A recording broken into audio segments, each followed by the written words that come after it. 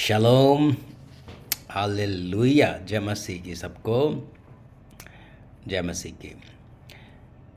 इफिसियों का 5 उसका 33, इफिसियों का 5 उसका 33 में लिखा है, पतियों को अपनी पत्नी से अपने समान प्रेम रखे और पत्नी भी अपने पति का भय माने। बहुत सुंदर, बहुत सुंदर। आए पति अपने पत्नी से अपने समान प्रेम रखे। यहाँ पर प्रेम जो है, प्रेम का अर्थ माने अपने पत्नी से प्रेम करना, माने अपने पत्नी का भलाई सोचना, हमेशा उसका भलाई सोचना, भलाई ही सोचना। ठीक है जी। और दूसरा, अपने पत्नी से आनंदित होना, आपके लिए अपने खुशी का कारण बनाना, अपने पत्नी को देखकर, अपने पत्नी के बारे में सोचकर खुश होना। ठीक है जी। इसको कहते हैं अपने पत्नी से प्रेम करना। ठीक है। उसकी भलाई सोचना और उससे आनंदित होना।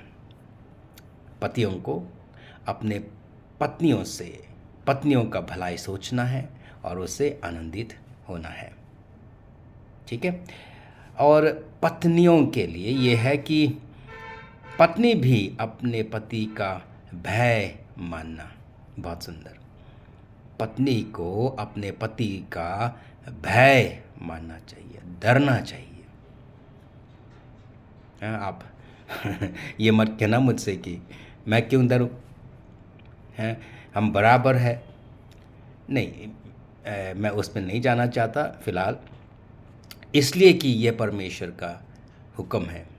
हम जो कहते हैं परमेश्वर का वचन है ना, परमेश्वर का वचन माने परमेश्वर की इच्छा, हर एक पति के लिए, हर एक पत्नी के लिए, बच्चों के लिए। ठीक है। और परमेश्वर की इच्छा ही हमारे लिए क्या है, हुक्म है। ठीक है। परमेश्वर हमसे दरखास्त नहीं कर रहे हैं, परमेश्वर हमें हुक्म दे रहे हैं, है पति अपने पत्नी से प्रेम रखो और पत्नी अपने पति का भय मानो। ठीक है जी। यहाँ पर भय मानना जो है, ये नहीं कि पति के सामने उसको थरथराना है, बिल्कुल बोलना नहीं है, बिल्कुल करना कुछ नहीं है, ये नहीं। यहाँ पर भय मानना माने आदर के साथ डरना, आदर के साथ, सम्मान के साथ डरना। ठीक है जी, यही बात है। भय मानना माने आदर के साथ डरना। जैसे हमने पहला पत्रस 3 का 7 में देखा पिछली बार कि स्त्री को, पतियों के लिए है, स्त्री को निर्बल पात्र जानकर उसका आदर करो। पतियों के लिए अपने पत्नी को कैसे जानना है, कैसे मानना है कि वो निर्बल पात्र जैसा है। ठीक है, इसीलिए उसका आदर करना है। लेकिन यहाँ पर आदर जो है, आदर का अर्थ है कीमती समझना, अनमोल समझना। पतियों, अपने पत्नी जो है अनमोल है। वो कैसा अनमोल है? क्योंकि वचन कहता है, परमेश्वर कहता है। आइए हम पढ़ते हैं नीति वचन 18 का 22। नीति वचन 18 का 22। जिसने स्त्री ब्याह ली उसने उत्तम पदार्थ पाया और यहोवा का अनुग्रह उस पर हुआ है। ओ हालेलुया, हालेलुया। जिसने स्त्री ब्याह ली उसने उत्तम पदार्थ पाया। जिस आदमी ने स्त्री ब्याह ली उसने क्या पाया? उसने क्या पाया? उत्तम पदार्थ। कहाँ से? परमेश्वर की ओर से, परमेश्वर की ओर से उत्तम पदार्थ। आपके यहाँ, आपके पास अगर कोई उत्तम पदार्थ हो, क्या आप उसका कैसे इस्तेमाल करते या कैसे अ, क्या कहते हैं, कैसे मानते, हुँ?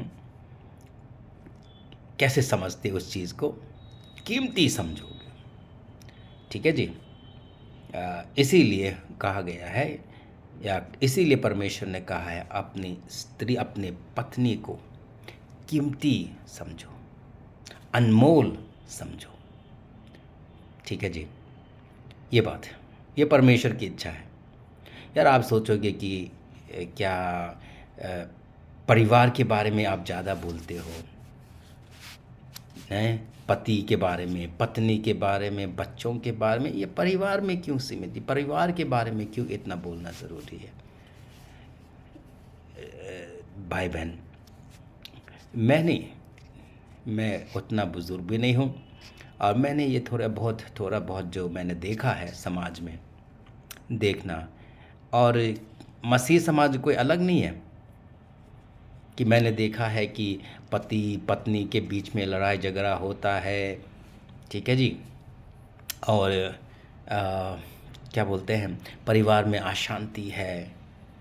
ठीक है जी। और इस तरह से मैंने देखा है, और बच्चे कहना नहीं मानते हैं। ये नहीं कि मैं ये नहीं कह रहा हूँ कि मसीह लोग जो हैं वो क्या कहते हैं, अपने अपने विश्वास के प्रति जो है अ, वो डिवोटेड नहीं है, वो समर्पित नहीं है, वे अच्छे मसीह नहीं है, मैं नहीं कह रहा हूँ। मैं जानता हूँ कि हम सब जो है परमेश्वर से प्रेम करते हैं, सबका भलाई चाहते हैं, संडे को चर्च जाते हैं, परमेश्वर का उपासना, आराधना, गीत के माध्यम से करते हैं, शब्दों के माध्यम से करते हैं, बहुत खूब। ठीक है जी। लेकिन